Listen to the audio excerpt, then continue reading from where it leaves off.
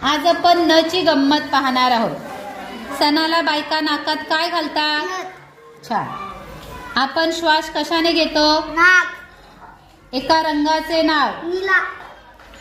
पोशाख कसा असावा? नीटनेटका। फायद्याच्या विरुद्धार्थी शब्द? नुकसान। नवीन या शब्दाला समानार्थी शब्द? नुकसान। राजाला काय म्हणतात? द्रुप।